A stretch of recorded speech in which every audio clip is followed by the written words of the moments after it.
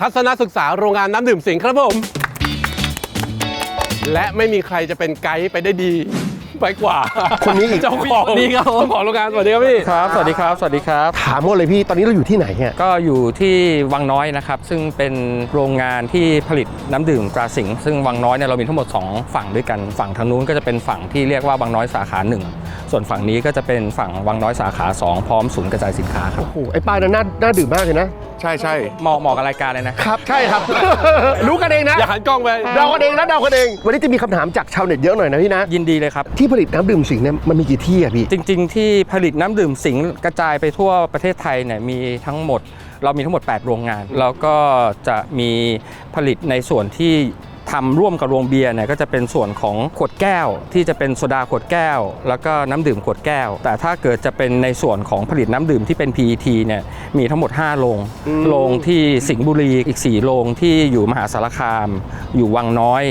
นะครับอยู่เชียงใหม่อีกที่หนึ่งก็อยู่ที่จังหวัดสุราษฎร์ธานีครับผมฟังแล้วบอกว่ามีการแชร์ทั้งโรงงานเบียร์โรงงานโซดาโรงงานน้ำแสดงว่าจริงๆแล้วเรามองปัจจัยพื้นฐานเป็นเรื่องน้ำป่ะครับใช่ครับในเรื่องของเครื่องดื่มแน่นอนที่สุดว่าแหล่งน้ำเป็นสิ่งที่สำคัญมากที่สุดเป็นสินค้าดิบหรือว่าเป็นจุดเริ่มต้นของการผลิตเครื่องดื่มทั้งหมดก็คือตัวน้ำดิบนี่เป็นที่มาของรสชาติไหม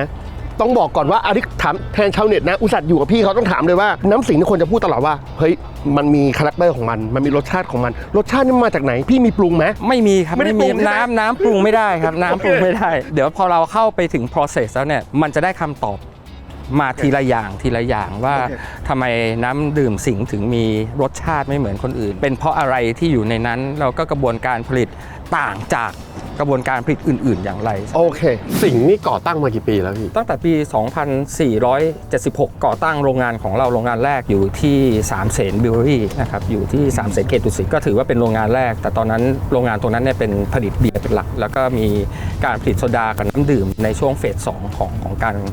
พัฒนาโรงงานแสดงว่าโปรดักที่1เลยของสิงห์คือเบียร์ใช่ไหมครับใช่ครับซึ่งในยุคของพญาพิรมภักดีเนี่ยก็มีเบียร์ทั้งหมด5ตัวด้วยกันสิงห์เป็น1ใน5ตัวที่เริ่มผลิตแล้วน้ำมาเริ่มตอนไหนครับพี่น้ำเนี่ยเรามาเริ่มจริงๆตอนที่ผลิตเบียร์ไปได้ช่วงหนึ่งนะครับในสามเสนแล้วก็เรามาผลิตน้ำกับโซดาแต่ว่าสำหรับโรงงานน้ำที่เราตั้งเป็นโรงงานผลิตของน้ำจริงๆเนี่ยเชียงใหม่เป็นที่แรกในปี 2535 แล้วหลังจากนั้นเราก็มาก่อตั้งที่วังน้อย1ในปี 2538 ส่วนที่เราอยู่ตรงนี้เป็นการขยายน้ำดื่มที่เรามาขยายที่วังน้อยเนี่ยเพราะว่ามันเป็นจุดกระจายสินค้าที่ดีที่สามารถกระจายไปได้ทั่วประเทศไทยบนเนื้อที่202ไร่ก็จะประกอบไปด้วย2อาคารหลักด้วยกันก็คือเป็นอาคารผลิตแล้วก็เป็นคลังสินค้าที่เรานั่งมาตลอดทางเนี่ยคือคลังสินค้าถ้าพูดถึงคำว่าน้ำดื่มสิงห์เนี่ยผมว่ามันจะมีภาพจำอันหนึ่งคือของผมนี่จะมีอันนึงคือขวดแก้วนะกินตามโรงอาหารตามโรงอาหารคือตอนเด็กๆจำได้2 บาทหรือ3 บาทอะครั้งแรกที่ผมกินนะที่เขาเรียกเป็นขวดแบบรีเทิร์นขวดแก้วเนี่ยก็จะกลับมาในความสนใจของตลาดอยู่พอสมควรเพราะเรามาพูดถึงเรื่องของสิ่งแวดล้อมซึ่งแล้วก็เป็นการใช้ขวดแก้วที่รีไซเคิลไม่ได้มาจากพลาสติกที่จะทำลายในเรื่องของระบบนิเวศกับอีกอันหนึ่งก็คือขวดเหลี่ยมสมัยก่อนน้ำสิงห์จะเป็นขวดสี่เหลี่ยมครับผมว่ามีดีไซน์ที่สวยงามนะครับแล้วก็มีการขนส่งที่ง่ายช่วงนั้นก็คือพอเวลาเราใส่แพ็คเข้าไปในลักษณะของ12ขวดมันจะแน่นเป็นก้อนๆมันก็จะเป็นสี่เหลี่ยมเหมือนลูกเต๋าเรียงกันเป็นลูกเต๋า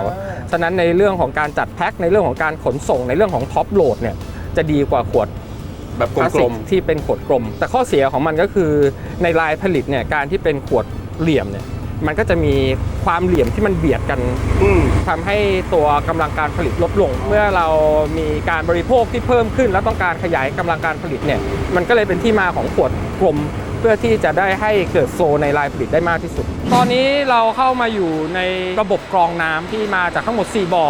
ที่มีความลึกที่460เมตรเป็นแหล่งน้ำที่ค่อนข้างจะบริสุทธิ์พอเราดูดขึ้นมาเนี่ยก็จะไปอยู่ที่ถังพักน้ำก่อนที่จะอินเจคกลับเข้ามาที่ระบบกรองน้ำตรงนี้คือระบบกรองน้ำที่หลังจากผ่านพวกแซนฟิลเทชันจากน้ำดิบมาในถังนี้ก็จะมีการกรองซึ่งถ้าเรามองไปทั้งหมดเนี่ยเรามี20กว่าขั้นตอนมันก็จะผ่านไปในเรื่องของการบำบัดไม่ว่าจะเป็นการใช้แอร์นะครับก็คือใช้อากาศเข้ามามีการใช้ UV โอโซนแล้วก็มีการกรองน้ำ ต่างๆ ที่เกิดขึ้นทั้งหมดเข้ามาในระบบถึงซอฟต์ทันเนอร์พอหลังจากซอฟต์ทันเนอร์เสร็จทีนี้ก็จะเป็นในเรื่องของระบบการกรองที่เราเคยได้ยินในระบบของ Smart Microfilter ก็เป็นตัวโมเลกุลที่กรองน้ำได้เล็กมากแทบไม่มีอะไรผ่านไปได้นอกจากความสะอาดความ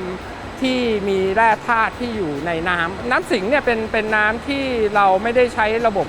ออสโมซิสน้ำดื่มจะมีด้วยกันทั้งหมด3ประเภทหลักๆด้วยกันนั่นก็คือประเภทที่เราเรียกว่าน้ำแร่ครับน้ำแร่เนี่ยก็จะมี process ที่ลึกกว่าตัวน้ำของน้ำสิงแล้วก็จะมีแหล่งน้ำที่มีแร่ธาตุเยอะกว่าแต่น้ำสิงผมเรียกว่าเป็นอยู่ระหว่างกึ่งกลางนั่นก็คือยังมีแร่ธาตุอยู่ในน้ำสิงด้วยและนี่คือสาเหตุทำไมน้ำสิงถึงมีรสชาติคืออย่างนี้ถ้าเทียบกับน้ำเปล่าหลายยี่ห้อเนี่ยที่เป็น RO เป็น reverse osmosis จะไม่มีรสชาติหน่อยคือแหล่งน้ำขึ้นมาเนี่ยแล้วเราก็ใช้กระบวนการในการดึงหรือทำน้ำ purify หรือทำให้น้ำให้มันสะอาดเนี่ยจนเราดึงแร่ธาตุดึงอะไรไปทั้งหมดมันก็จะเหลือแค่น้ำเปล่าแต่น้ำสิงเนี่ยจะเป็นน้ำที่ยังคงมีแร่ธาตุที่คุณสามารถรู้สึกได้ถ้าฟังแล้วเหมือนกับว่าน้ำดื่มสิงเนี่ยพยายามรักษาคาแรคเตอร์ของน้ำที่เราต้องการมาจากแหล่งน้ำเป็นน้ำดิบตรงนั้นผมขอถามเลยครับพี่บอกว่ามันมาจากน้ำ4บ่อถูกไหมครับผมรสชาติเหมือนกันไหมน้ำ4บ่อนี้ถือว่าเป็นแหล่งน้ำเดียวกันโอเครสชาติเหมือนกันแต่น้ำดิบในแต่ละจังหวัดในแต่ละภาคหรือแต่ละตาน้ำที่เขาเรียกกันก็จะมีความไม่เหมือนกันแสดงว่าน้ำดื่มสิงที่มาจากภาคเหนืออาจจะเป็นรสชาติหนึ่งผมใช้คำว่ามีความใกล้เคียงจนถึงไม่สามารถบอกได้หรือบางคนอาจจะเก่งมากจนบอกได้พี่รู้ข่าวใช่ไหมว่าชาวเน็ตเขามีคุยกันว่าน้ำดื่มสิงที่นี่อร่อยกว่าของฉันอร่อยกว่าผมไปตรวจโรงงานที่เชียงใหม่มีคนฝากซื้อน้ำสิงกลับมาบอกว่าเขาว่าน้ำสิงอร่อยกว่าด้วยแร่ธาตุมันอาจจะไม่เหมือนกันฉะนั้นน้ำดิบหรือต้นน้ำของมันเนี่ยจะมีความแตกต่างกันเล็กน้อยแต่มีคนชาวเน็ตบางกลุ่มพูดถึงเหมือนกันแต่เป็นเครื่องดื่มอีกประเภทหนึ่งครับว่าแหล่งขอนแก่นอร่อยกว่าใช่ครับกับแหล่งนี้อร่อยกว่าอะไรอย่างเงี้ยผมเป็นหนึ่งในชาวเน็ตคนนั้นเพราะว่าแหล่งน้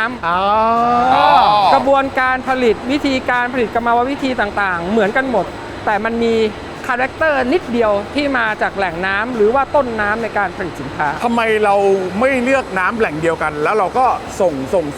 งไปขายไม่ไหวครับไม่ไหวครับเพราะว่าเราใช้น้ำเยอะมากในกระบวนการผลิตทั้งน้ำดื่มทั้งเบียร์ฉะนั้นแหล่งน้ำก็คือแหล่งน้ำที่อยู่ใต้ดินเนี่ยเป็นสิ่งที่สำคัญเป็นการบริหารจัดการที่ดีที่สุดถ้าเกิดเราดูดมาจากที่หนึ่งแล้วขนไปไม่มีทางเลยครับหรือต่อท่อจากที่หนึ่งไปอีกที่หนึ่งไม่มีความจำเป็นและเป็นต้นทุนที่สูงมากๆอันนี้ก็เป็น process ที่เราเห็นหลังจากโรงกรองน้ำซึ่งแน่นอนว่าสิ่งที่สำคัญที่สุดก็คือในห้องคอนโทรลที่เป็นระบบ SCADA เป็นห้องคอนโทรลที่ดูแลในทุกๆถังในทุกๆ process ฉะนั้นในทุกขั้นตอนของเราเนี่ยมันจะต้องมี record บันทึกไว้แล้วต้องมีการตรวจสภาพ QC อยู่ในทุกๆขั้นตอนเพราะว่าการผลิตน้ำเนี่ยสิ่งที่สำคัญเลยคือความสะอาดและต้องตรวจสอบได้แสดงว่าน้ำแต่ละแบตช์เราเก็บแซมเปิลด้วยป่ะพี่แน่นอนครับทั้งน้ำทั้งตัวขวดพลาสติกทุกอย่างไม่ใช่แค่ finishing good อย่างเดียวแต่อย่างสมมุติกระบวนการทำงานของเครื่องจักรต่างๆเนี่ยในเรื่องของ pressure ในเรื่องของความร้อนในเรื่องของปริมาณเนี่ยมันถูกคอมพิวเตอร์ไลซ์เป็นคนกำหนดไว้อยู่แล้วฉะนั้นในเรื่องของมาตรฐานรสชาติหรือใดๆเนี่ยมันถูกทำทรีทเมนต์ให้สินค้าออกมาอยู่ในคุณภาพที่ดีที่สุดอยู่แล้วนะครับสิ่งที่สำคัญคือตั้งแต่น้ำดิบขึ้นมาเนี่ยเราต้องรู้ลักษณะหรือคาแรคเตอร์ของน้ำก่อนที่เราจะทำทรีทเมนต์ในแต่ละสเตชันในอันนี้ตั้งแต่เริ่มทำโรงงานเลยเพราะว่าเราจะต้องมีการลดอย่างที่ผมบอก20กระบวนการเพราะว่าเป็นการทำให้สินค้าออกมาได้มาตรฐานและเป็นคุณภาพที่เรากำหนดเอาไว้ไม่ว่าจะมาจากแหล่งไหนก็ผ่าน Smart Microfilter เหมือนกันใช่ใจได้ใช่และอีกหนึ่งเหตุผลที่เขาใช้ห้อง SCADA นะครับเพราะว่าถ้าใช้ห้อง SCADA เลเกมมันจะไปขั้นตอนต่อไปพี่ เดี๋ยวก็ชิมพี่เดี๋ยวก็ชิม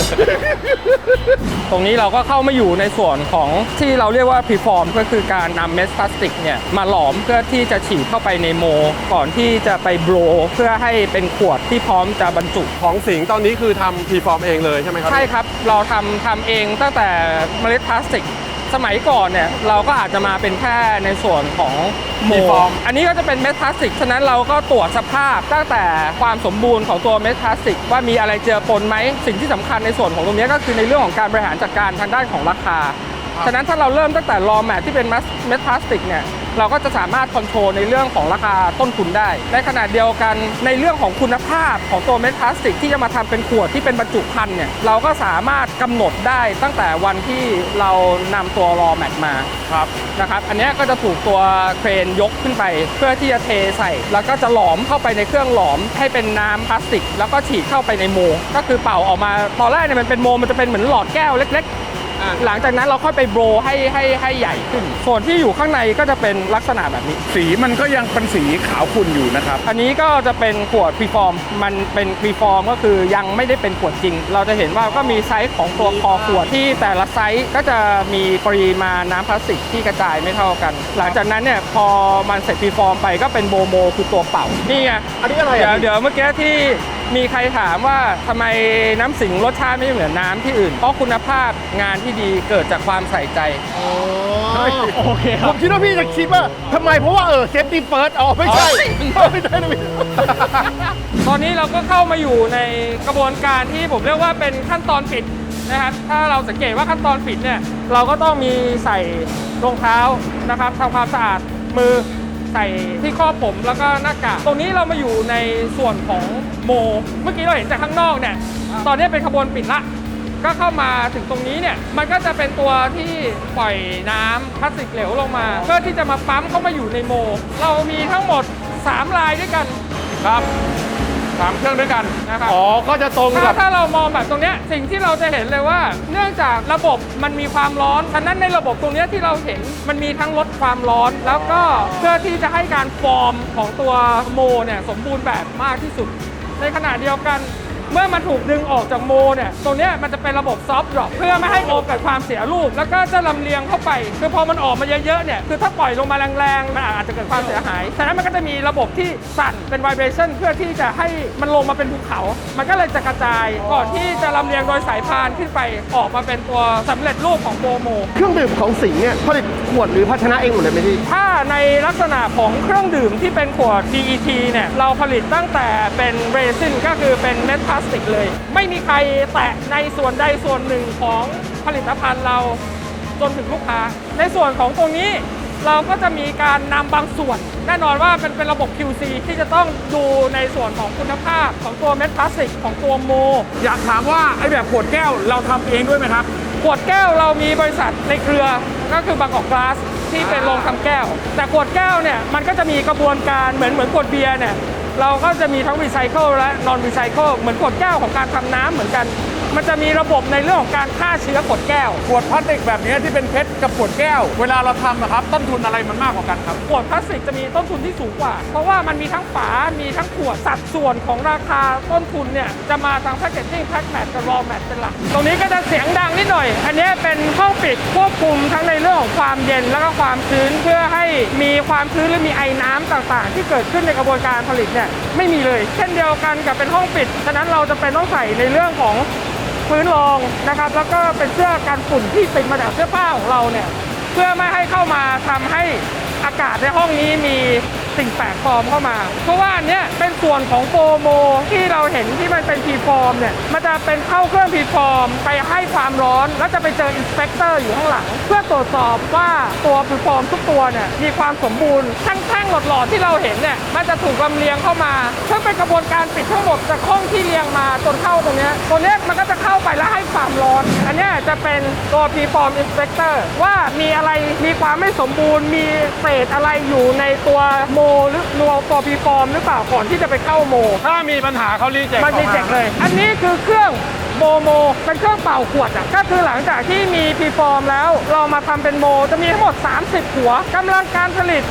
72,000 ชิ้นต่อชั่วโมงหรือใน1นาทีเนี่ยผลิต 1,200 ขวดอันนี้ก็จะเป็นข้างหลังเครื่องของโมที่เป่าขวดออกมาหลังจากขวดออกมาเนี่ยมันก็จะออกเข้าสู่ลายนี้อันนี้ก็เป็นเครื่องที่รับเลี้ยงขวดเพื่อที่เข้าระบบบรรจุอันนี้คือเป่าน้ำลงไปแล้วเร็วมากสายสปีดแล้วเดี๋ยวเราไปดูอีกฝั่งหนึ่งเป็นเครื่องของฝาตัวนี้ก็คือน้ำที่เติมเต็มขวดแล้วเครื่องนี้เป็นเครื่องปิดฝาอันนี้ก็เป็นบรรจุภัณฑ์ทั้งหมดที่หลังจากน้ำฟิลเต็มแล้วก็ปิดฝาแล้วก็ออกสู่ลายที่จะเข้าในเรื่องของ labeling แล้วก็ packaging ต่างๆซึ่งทั้งหมด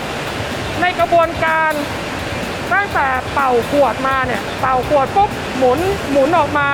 เติมน้ำปิดฝา 15 วินาที แล้วที่นี่24 ชั่วโมงไหมพี่ เราไม่ได้วิ่ง 24 ชั่วโมงเราก็รันเป็นกะธรรมดานะครับเพราะว่าอันเนี้ยเราพูดในลักษณะของ Max Cap ซึ่งอย่างที่ผมบอกว่าเรามีโรงงานอยู่ทั้งหมดหลายโรงเราผลิตน้ำในปริมาณที่เรากระจายไปในแอเรียที่เราขายฉะนั้นมันถูก forecast มาเรียบร้อยแล้วว่าน้ำของแต่ละโรงงานขายในจังหวัดไหนบริเวณไหนบ้างเพื่อการบริหารจัดการต้นทุนของเรื่องขนส่ง แต่ว่าเราไม่ผลิตน้ำจนเกินเป็นสต็อกถูกไหมครับ มันไม่มีความจำเป็นครับเรามีสต็อกไว้เพื่อให้เพียงพอกับหน้าขาย มีสต็อกเพื่อเพียงพอถ้าโรงงานอื่นเกิดทำในเรื่องของ prevent maintenance ซ่อมเครื่องจักรเราก็จะดึงน้ำจากส่วนเนี้ยไปช่วย แต่ถ้าอยู่ในสถานการณ์ปกติเราจะผลิตตามที่เราได้รับโปรแกรมไว้จากที่เมื่อกี้เราอยู่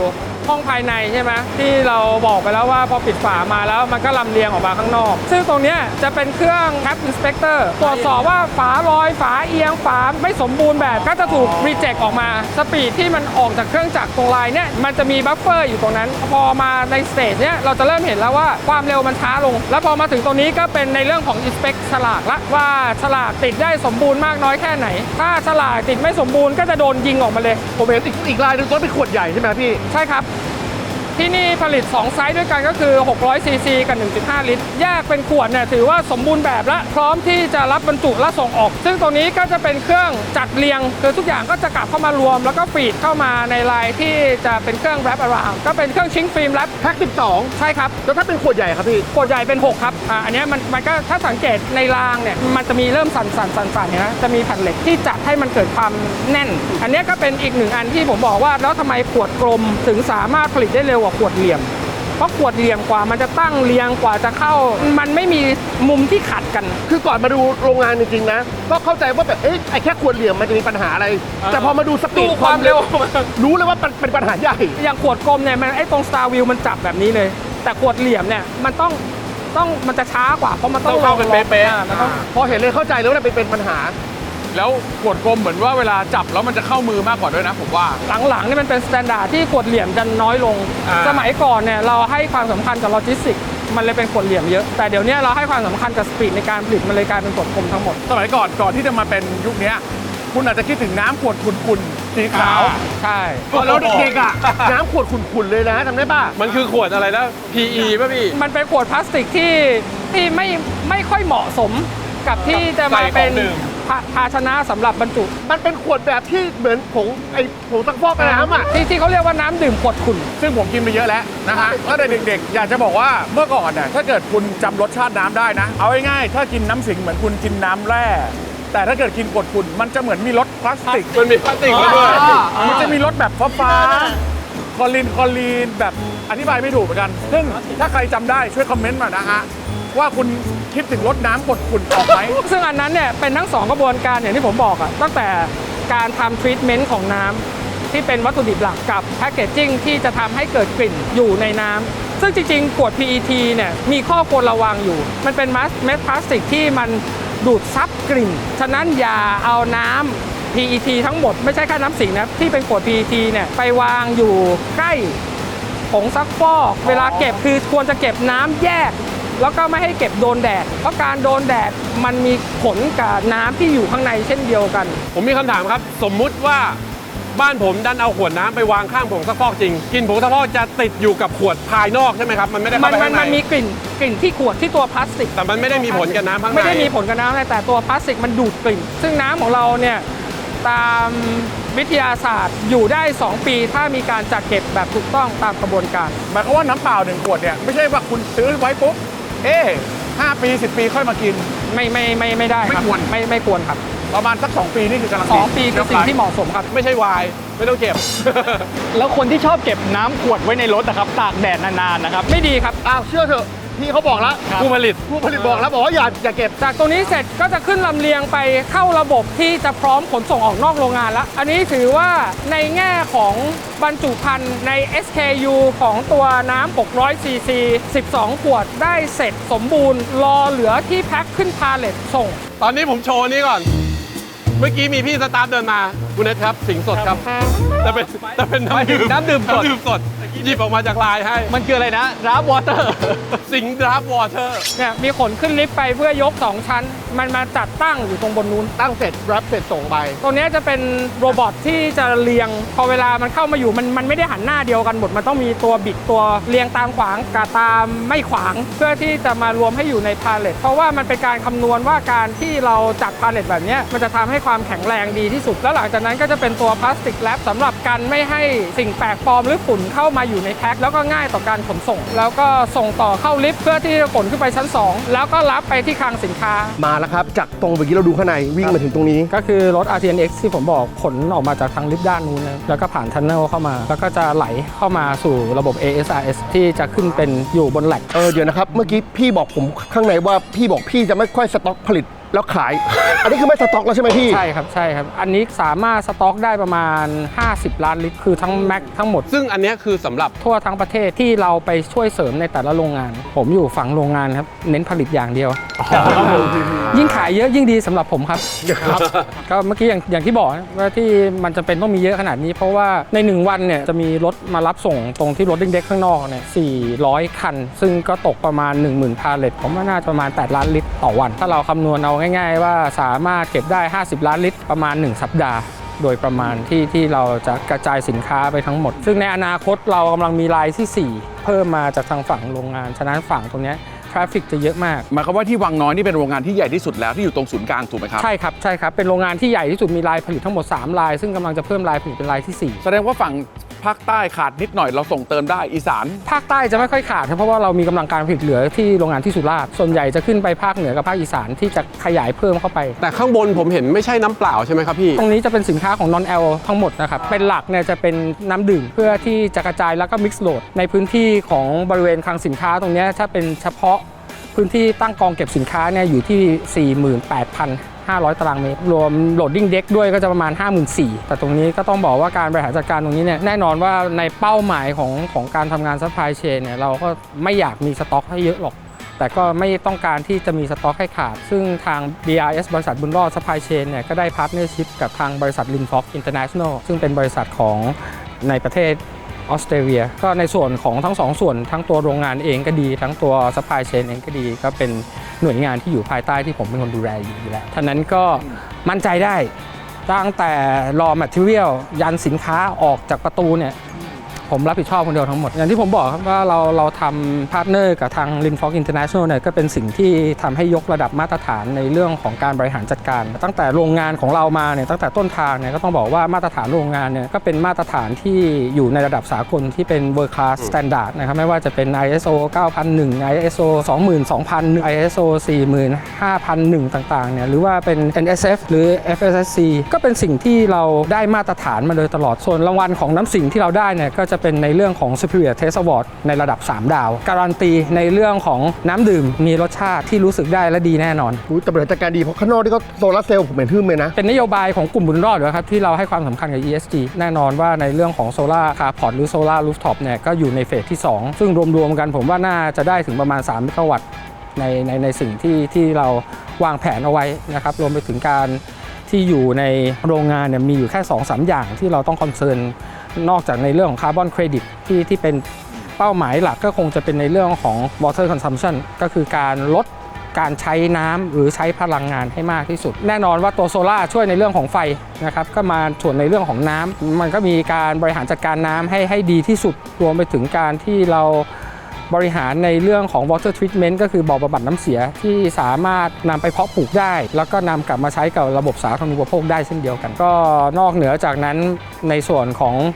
environment ไปแล้วในส่วนของ social แน่นอนก็เราก็มีโครงการของสิงห์อาสานะครับที่ดูแลแล้วก็ให้การสนับสนุนหน่วยงานทั้งภาครัฐและเอกชนในเรื่องของการที่เราเข้าไปซัพพอร์ตในส่วนต่างๆที่เราสามารถทำได้รวมไปถึงเราก็มีโครงการต่างๆที่ได้เริ่มทำไม่ว่าจะเป็นในเรื่องของดับไฟป่านะครับในเรื่องของดูแลชุมชนที่แต่ละโรงงานได้ตั้งอยู่ก็ถือว่าเป็นสิ่งที่เราต้องดูแลรับผิดชอบแน่นอนที่สุดว่าโรงงานต้องอยู่คู่กับสังคมให้ได้ครับก็อย่างเสื้อตัวนี้เหมือนกันนะครับถ้าเราจะเห็นก็จะเป็นโลโก้ของ ของตัว Recycle เว้ย อ๋อ ใช้เพชรเหรอพี่ ฉะนั้นเราเป็นเสื้อที่มาจากขวดเพชรทั้งหมดครับ ขอจับได้ไหมครับ ได้ครับได้ครับ อุ๊ย เสื้อครับ เอาชอบอะไรสั่งเหรอ มันนุ่มนะ 4 ปีแล้วครับที่เราได้ทำเอาเสื้อตัวรีไซเคิลจากขวดเพชรมาทำเสื้อ แต่มันผสมกับเส้นใยอื่นใช่ไหมครับพี่ ใช่ครับ เพราะว่าถ้าเพชรล้วนๆไม่น่าจะสบาย ก็มี ขนาด ส่วนผสมครับ แต่ว่าในรีไซเคิลที่เราใช้ไปเนี่ยก็ 2.5 ตันตลอดระยะเวลา 4 ปีของน้ำหนักของขวดพลาสติก ก็ผลิตเสื้อมา 14,000 ตัว ที่สำหรับพนักงานทั้งเครือได้ใช้กัน ถือว่านี่ครบถ้วนละได้มาดูขั้นตอนว่าที่มาที่ไปของรสชาติของน้ำดื่มสิงห์เพราะผมว่าชาวเน็ตถามเยอะ อันนี้น่าจะรู้ละ100%ว่ามายังไงได้รสชาตินี้ ขอบคุณพี่ต๊อดสำหรับหมวกฟรีด้วยนะครับ ชอบเลย สายตบสายต เอา บ ไปเลยเอาไปเลยยินดี ช่องแชทช่องคอมเมนต์นะครับ อันนี้เราเริ่มที่น้ำนะ คุณอยากไปอย่างที่ผมอยากไปไหมคุณพิมพ์บอกกันหน่อยนะ ข้ามฟากไปเนี่ย ใจผมมีอีกที่หนึ่งที่อยากให้พี่เขาพาไป ลองพิมพ์แล้วกันผมพูดตรงนี้ผมพูดเท่านี้ สีของเหลวมันสียังไง มีฟองไหม เมื่อไหร่นัดผมมาแล้วกัน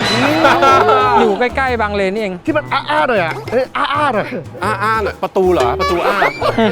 พูดได้ไหมอะ เดี๋ยวเจอกันใต้คอมเมนต์ดีกว่าขอบคุณนะครับ ขอบคุณพี่ต๊อดพี่ ขอบคุณ ยินดี มาก ครับ ด้วยครับ ยินดีครับ ขอบคุณ สวัสดีนะครับ ขอบคุณทีมงานด้วยครับ